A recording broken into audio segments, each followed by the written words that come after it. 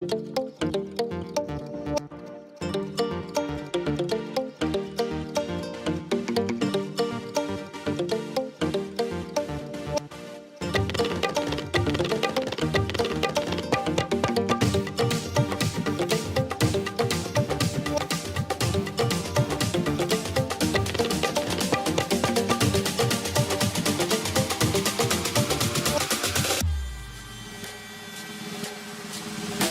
is beautiful.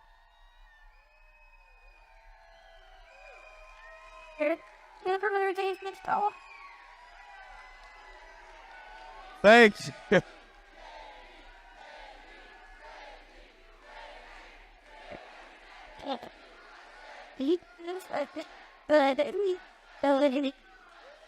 Thank you, thank you. Look, this is a beautiful place to close out the campaign in Michigan. I am sorry to say that this is the last time that I will be in Michigan as a vice presidential candidate. But if we go out and do our job tomorrow, I'll come back as vice president of the United States of America. Let's do that.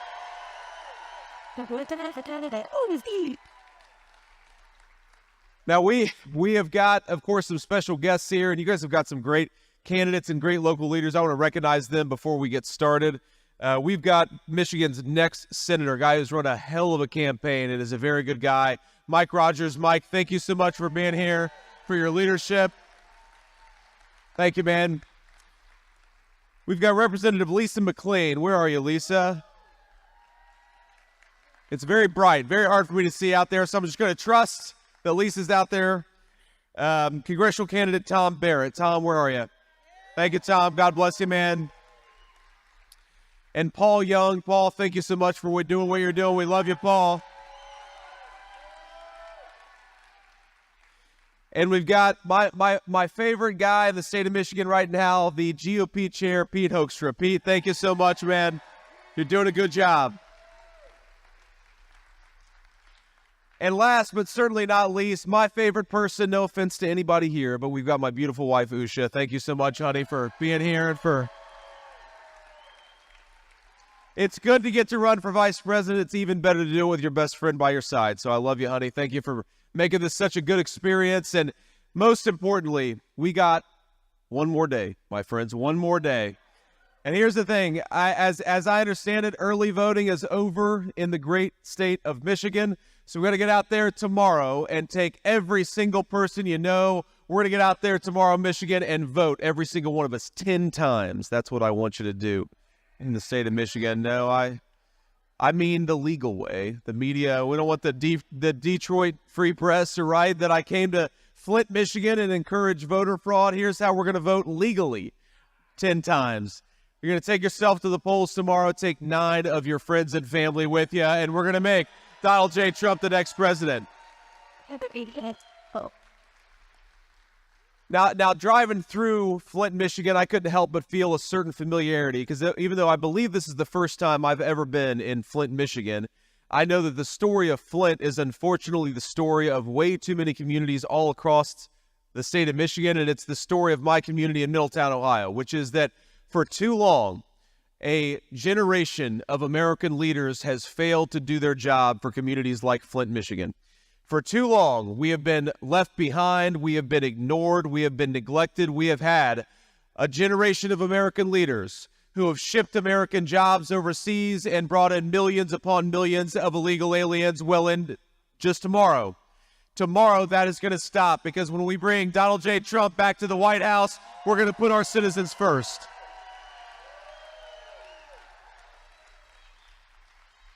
I mean, look at this. Look at this beautiful building. You know how lucky we are to have come from a generation of, hundreds of years. The people of the United States of America, they built places like this. I'm overwhelmed by it. You know, you go all different places when you run for vice president of the United States, but we're driving downtown Flint, and all I could think is, St. Paul's Episcopal Church. We know St. Paul's Episcopal Church. I'd never seen it before in my life. I drove by it on the way out here, and I thought, we have the most beautiful country in the world. And for hundreds of years, Americans built beautiful buildings because we wanted our citizens and our people to be surrounded by a reminder that we have the capacity in the United States of America to do great things. We are descended from the people who, with pocket calculators and slide rulers, built rockets to go to the moon. We are descendants of people who built this beautiful building, who built all of these wonderful structures in Flint, Michigan. But unfortunately, a generation of leaders like Kamala Harris have decided that we don't need to make enough of our own stuff in the United States of America anymore. And we know the consequences of it. We know that a generation of middle-class Americans lost their jobs. We know that a lot of our people are struggling to get by. We know that our fellow citizens can't afford to buy groceries, can't afford to buy housing, can't afford to put food on the table because people like Kamala Harris failed to do their job. Well, tomorrow, we get an opportunity to send a message to those people. We don't want you anymore. We want Americans who care about their fellow citizens. That's what Donald J. Trump offers. Look, I got to be honest with you. I saw Tim Walz a couple days ago in Las Vegas, Nevada. We were both arriving in beautiful Las Vegas airport at the exact same time. And, I actually feel bad for Governor Tim Walz, if I'm being honest with you, because think about this. He's got the toughest job in American politics, maybe one of the toughest jobs in America, period. He's got to go around the United States of America and pretend that Kamala Harris is fit to be president of the United States. And I know, look, think about it. I know a lot of us have had hard days at work. Our hands hurt, our backs are tired, but have you ever had the kind of day where you had to tell people that Kamala Harris was able to be the president of the United States? That's tough work, my friends. But here's the thing, we don't have to guess at what Kamala Harris's leadership is going to be like. We don't have to pretend that the slogans and what she says with a teleprompter in front of her is the reality. We know exactly what Kamala Harris is going to do because she's already been doing it for the last 4 years. And what is the consequence of Kamala Harris's leadership? What does Tim Walz have to go around America and pretend that Kamala Harris has been doing? Well, we know that thanks to Kamala Harris and trillions of dollars of new spending, our fellow citizens can't afford to buy groceries, that gas prices are up by 45%. Did you see the jobs report that came out just a couple of days ago? 28,000 private sector jobs that we lost. 46,000 American manufacturing jobs lost in the United States of America. But the only category where we gained employment was the government.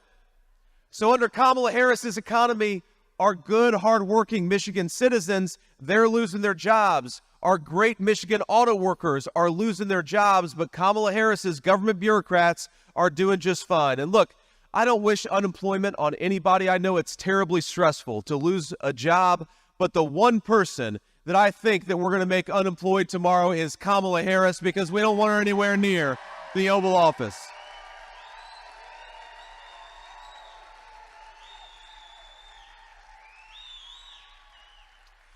So say a prayer if you're a praying type. Say a prayer for Tim Walz because he's got the toughest job in American politics. And meanwhile, I've got the easiest job in American politics. Because think about this. I don't just have to tell you about Donald Trump's plans, even though we've got a lot of great plans. I just have to talk about the record of Donald J. Trump in office. When Donald Trump was in office, inflation was at 1.5%. The dollar went as far as it's ever gone in the United States of America.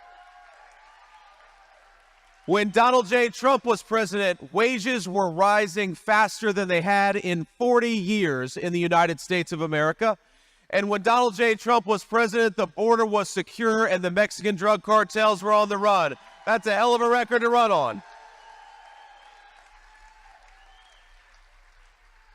So I've got the easiest job. I've just got to try to convince our fellow citizens all over the state of Michigan, all over the United States of America, that if we get back to the common sense policies of Donald J. Trump, we can get back to the peace and prosperity of that leadership. But I do believe, my friends, that we are on the cusp of a golden age of American prosperity. We're on the cusp of an America where we're not just energy independent, but we're energy dominant.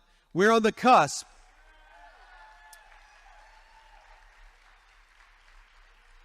We're ready to make the American dream of homeownership affordable for millions of young Americans all over the state of Michigan and all over America. But the thing that we've got to do, the only thing that we can do to unleash that golden age of American prosperity, is to get Donald J. Trump back in the White House. So let's go and do it, and let's do it together.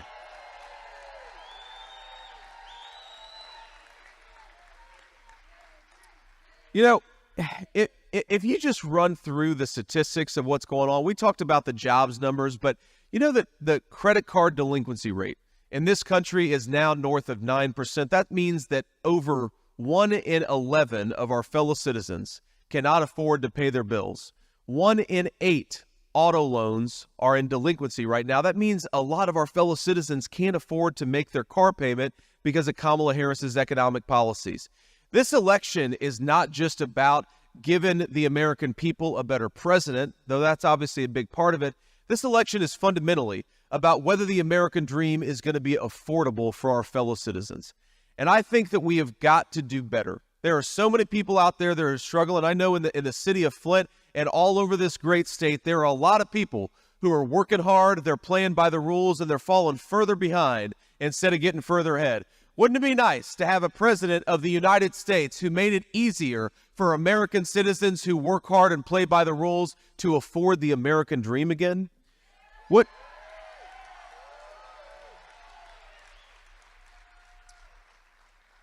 Wouldn't it be nice, instead of having Kamala Harris, who'd like to buy oil and gas from tin-pot dictators all over the world, to have a president who wants to buy American energy from American workers and from American territory? We got plenty of it.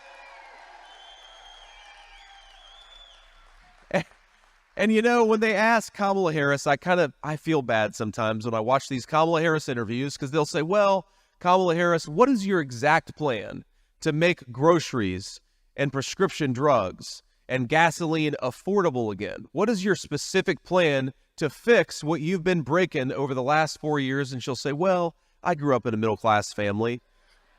Or, you know, let's say, Kamala Harris, the world is on the cusp of a major conflict. You've got a war in Asia. You've got a war in Europe. You've got war all over the place.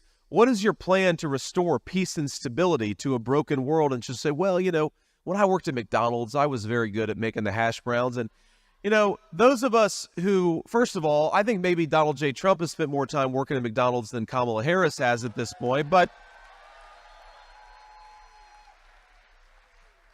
who knows? Maybe she's telling us the truth. Maybe she's not. But here's the thing. If you cannot answer specific questions about what you want to do for the American people, then you have no business being near the Oval Office of the United States of America.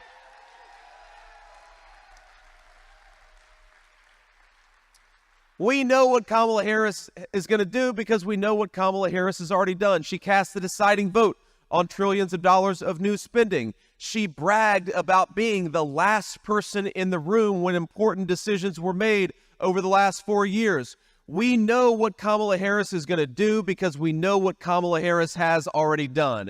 And I'd like to borrow a line from my running mate when we're going to say tomorrow to Kamala Harris, you are fired. Go back to San Francisco where you belong. We don't need you in the White House.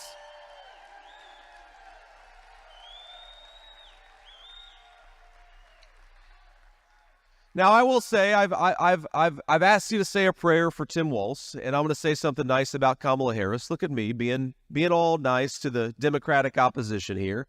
But here's the thing I'll say about Kamala Harris. While, yes, she's done a lot of bad things, and she's screwed up in a whole lot of ways as Vice President of the United States, the one thing I'll say about Kamala Harris is that every time she gives an interview, I think we gain about 100,000 votes. And so, you know, what? Yeah, I said this to the president a few weeks ago. You know, one of our closing campaign strategies, we should just get Kamala Harris out there doing as many interviews as possible, because that's how I think we're gonna persuade the people of Michigan. Because look, when she's got a teleprompter in front of her, she'll talk a big game about how she's going to be different. She'll say a lot about how she's nothing like Joe Biden. She'll even say things like, on day one, we're going to tackle the affordability crisis affecting American families. And I think all of us with a lick of common sense are saying, Kamala, day one was 1,400 days ago. What the hell have you been doing the whole time? Stop talking about doing your job and go and do it.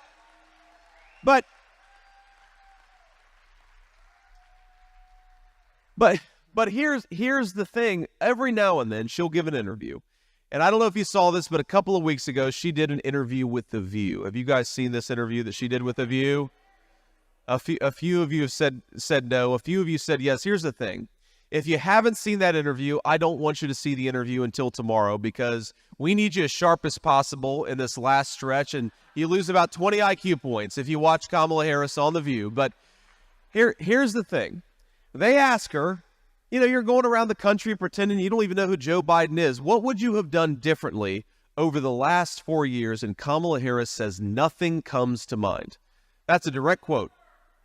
Not a thing comes to mind that she would have done differently. Now, that could be, if we're being fair, that could be the slogan of the Harris-Walz campaign. Harris-Walz, nothing comes to mind. What would you...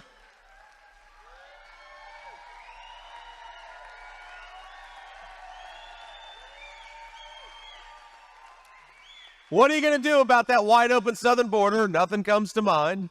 What are you going to do to undo the broken economic policies that make groceries unaffordable? Nothing comes to mind. That could be, again, the slogan of their campaign, but what it revealed is the lie at the heart of the Kamala Harris campaign, because while she says that she's somehow going to be different, even though she can't give you the details on how, we know that Kamala Harris is more of the same. More of the same unaffordable groceries, more of the same unaffordable health care, more of the same wide-open southern border, more of the same failed leadership in Washington, D.C., and I think that Michigan, tomorrow, we're going to vote for a change. We're going to vote to take this country in a new direction. We're going to vote for prosperity. We're going to vote for Donald J. Trump for President of the United States.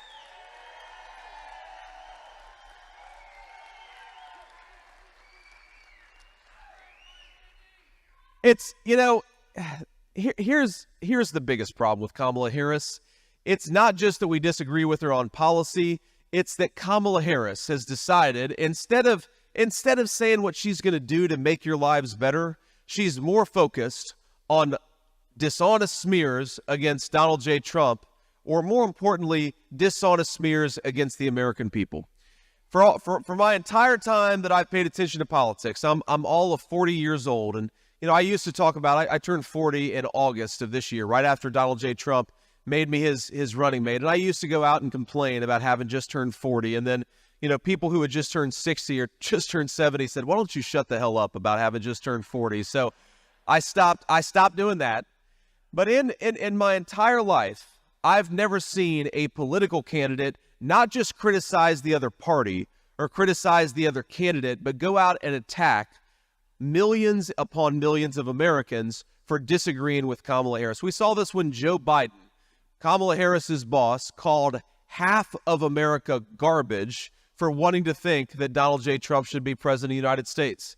We had this great rally in Madison Square Gardens, really a celebration of America between the people inside and outside.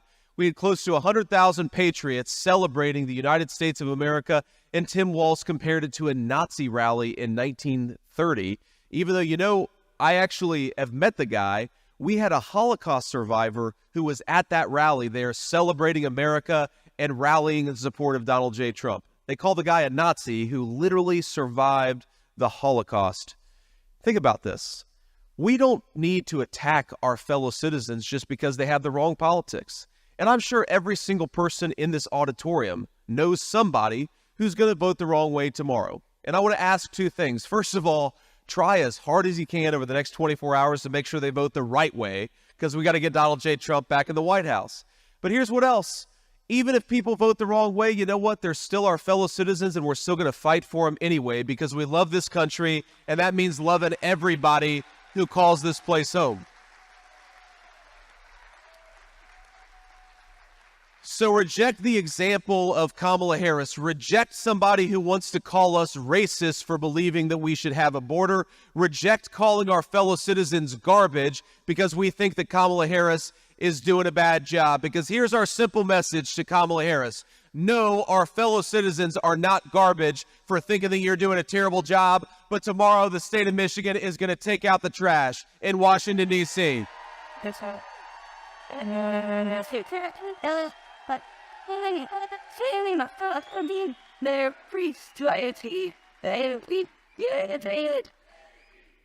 Let me just talk about two other issues because I know they're so important. And the first in particular is the great tradition of Michigan auto manufacturing. I love this state. I say this as a Buckeye. Don't hold it against me, but I love the tradition of American craftsmanship represented by Flint, by Detroit, by the entire ecosystem of making great things here in the state of Michigan. You know, when Kamala Harris talks about the electric vehicle mandate, you know that would destroy 117,000 Michigan auto worker jobs. Because of course, it's not just the people, as you all know better than I do, it's not just the people who are assembling the automobiles, it's the people who are manufacturing the components, it's the supply chain, it's the carburetors, it's everything that goes in to that incredible Michigan-built car that makes us so proud, but also employs a lot of good middle-class jobs and a lot of good middle-class Americans. You know, we believe where Kamala Harris wants to destroy the Michigan auto industry with this electric vehicle mandate, you know what Donald J. Trump believes? He believes you ought to be able to drive whatever the hell car you want to because this is America and we believe in freedom.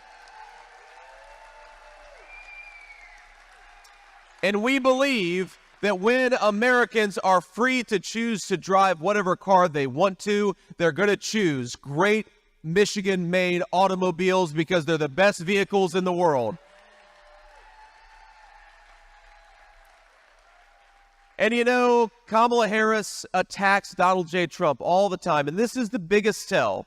She's betting on all of us not being smart enough to realize the game that she's playing, but when she attacks Donald J. Trump for wanting to impose tariffs to protect the Michigan auto industry, she's telling you exactly who she's going to fight for. She's going to fight for electric vehicles made in communist China. We're going to fight for Michigan auto workers and all of the middle-class families who depend on those jobs. Because here's the thing. If you are unwilling to apply pressure to communist China for not allowing Michigan automobiles to be sold all over the world. Think about this. If you're a company and you want to employ a literal slave laborer in China to manufacture automobiles, and you're having a government that's going to reward people for buying those automobiles made in China, then reward people who are buying cars made in America, that's going to destroy the manufacturing economy in the state of Michigan and in the United States of America. Here's what a tariff, all it does is say that if you're a foreign company or you're a foreign corporation and you want to manufacture something with slaves in communist China, you're going to pay a big fat penalty if you try to bring that crap back in the United States of America. It's common sense. And the other thing that allows you to do is to negotiate with other companies so that we make sure that those great Michigan-made automobiles are being sold not just in North America, but all over the world. If you go to Europe, Mike Rogers knows this, you go to Europe, how many GMs, how many Fords do you see in Europe? None.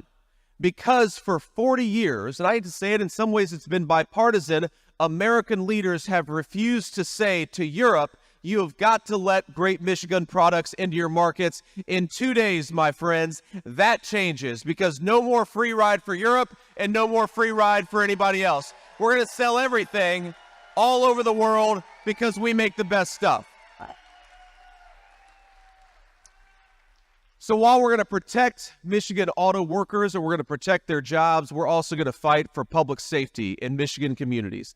And of all the things that Kamala Harris has done wrong, of course, I think the most broken policy the last 4 years has been that wide open southern border. And just remember, 4 years ago, Kamala Harris came into office. She bragged about undoing Donald Trump's Remain in Mexico policy. Kamala Harris bragged about stopping construction of that border wall. She bragged about re-implementing catch and release, which opened the American southern border more than any single thing that she's done. And now that she's done it, of course, what are the consequences? We're living with it every single day. I just came from Wisconsin earlier today. they arrested a Mexican drug cartel member who had committed sexual assault against a mother and her 12-year-old girl in Wisconsin. Think about how far we are in Wisconsin from the southern border. Here in Michigan, how many drug cartel members, how many sheriffs have I talked to who have told me that drug cartel members are getting rich off the fentanyl trade right here in the great state of Michigan? We're about as far away from the southern border as you could be, but Michigan is a border state thanks to Kamala Harris's broken policies. And here's a simple principle that will motivate Donald J. Trump's administration is when he is back in the White House, we're going to wage war against the Mexican drug cartels and stop this poison from coming in to Michigan communities.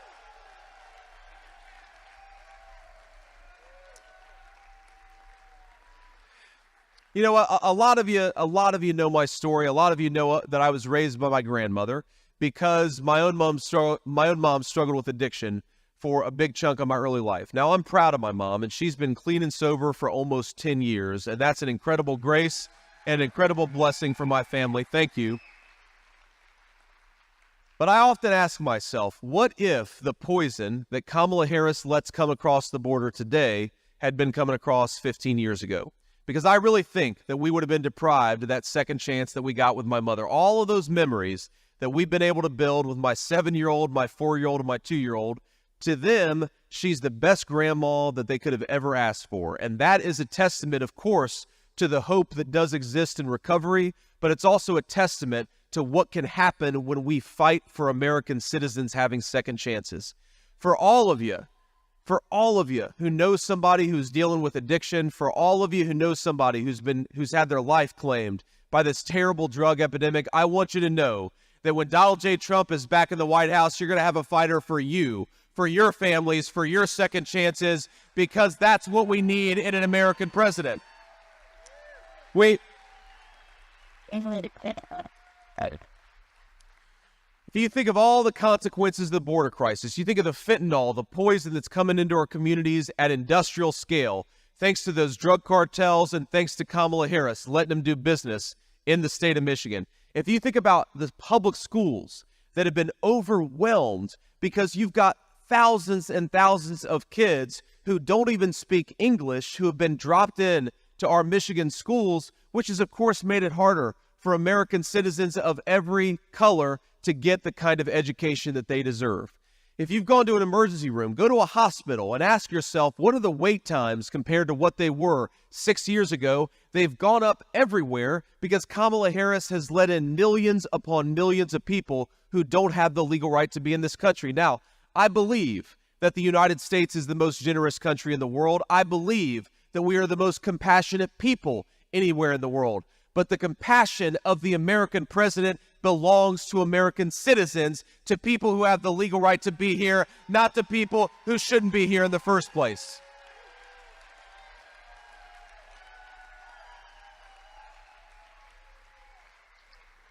And this is what's got to change about that broken border. This is what has to change about Kamala Harris's immigration policies, is if we continue to let millions upon millions of people into this country illegally every single year, it's going to bankrupt our municipalities. It's going to deprive American children of the chance at a good education. It's going to mean that we've got millions of American families who are losing their loved ones because of the poison that's coming into our communities. It's going to mean longer wait times at our hospitals. It's going to mean that Social Security and Medicare go bankrupt because Kamala Harris is promising to give Social Security and Medicare benefits to illegal aliens. I happen to think those benefits ought to go to the American citizens who have been paying into them for their entire lives.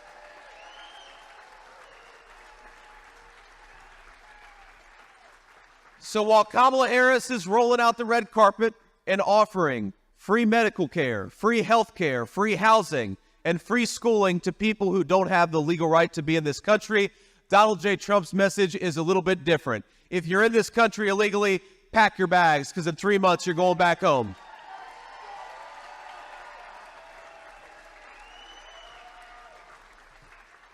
Now I want to close with just a couple of final requests here, and I know we're actually headed to Georgia, and then we're going to finish the day in Pennsylvania. And I know the president's got 4 separate events today, And it's so funny to compare and contrast the record and the campaign stretch of Kamala Harris versus Donald J. Trump. I think that she's in one state today. She's in one state. President Trump is in 3 states, maybe 4 states today, and I'm in 4. And it's interesting, for all the media lies about Donald J. Trump and for all of the Kamala Harris dishonesty about my running mate, I think that we've got one person in this race who's got the energy to be president of the United States, and it's the guy who's barnstorming the country. That's Donald J. Trump.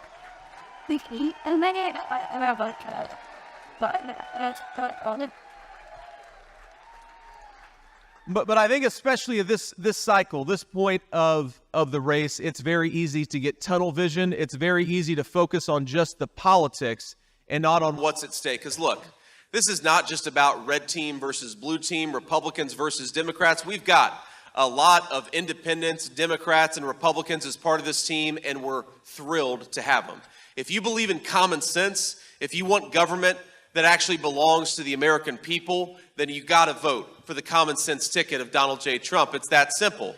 But look, this is not just about beating Kamala Harris and the Democrats. And trust me, more than any person in this auditorium, I am looking forward to beating Kamala Harris and the Democrats. Trust me, I'm going to enjoy it more than anybody else in this room.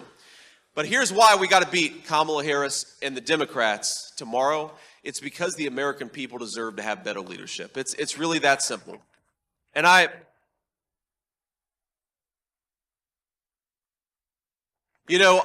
wish that I could take all of you and give you the perspective over the United States of America that I've gotten over the last 3 months. I can't overstate how overwhelmed with gratitude I am at the generosity and the greatness of the American people. And I love you too.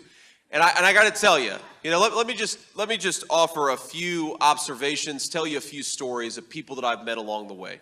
I met a woman a few weeks ago, actually in the state of Michigan, but a much more rural part of the state of Michigan, who told me in a photo line before I did a rally up there, she said, I can't afford groceries. She was talking to me about her financial struggles. And then she walked me through the names of my children. First, middle, and last. She knew every single one of their 3 names because she says a prayer for all of us every single night.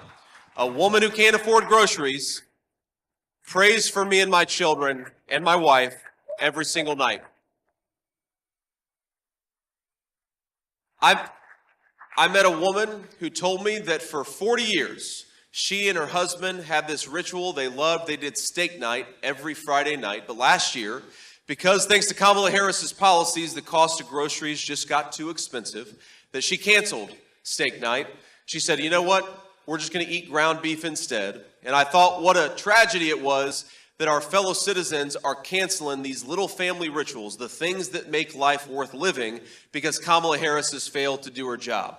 I've met so many parents of teenagers who have lost their children because a teenager went to a party and he did something or she did something that a lot of teenagers do. They took something under peer pressure. And unfortunately, because the Mexican drug cartels have brought so much poison into our country, that thing that they took under peer pressure was laced with fentanyl. And so instead of paying for that teenage mistake with a headache or a lecture the next morning, they paid for that teenage mistake with their lives. When you look at how much this country is struggling, and you think about the golden age of prosperity that we could unleash, we've got to go and do it, my friends. And over the next day, as we're working hard for the people of Michigan, working hard for everybody, getting people to the polls, telling our neighbors, our friends and family, offering to drive them to their polling location if that's what it takes. I want you to remember that what we're fighting for is we're fighting for a retiree being able to afford steak night with their husband. We're fighting for the parents of children to be able to raise their children in communities that are safe and secure. We're fighting for people to be able to afford groceries. We're fighting for our fellow citizens because they deserve to have an American president that is fit to lead this great nation. And my friends, tomorrow, that's exactly what we're going to give them. God bless you all, Michigan.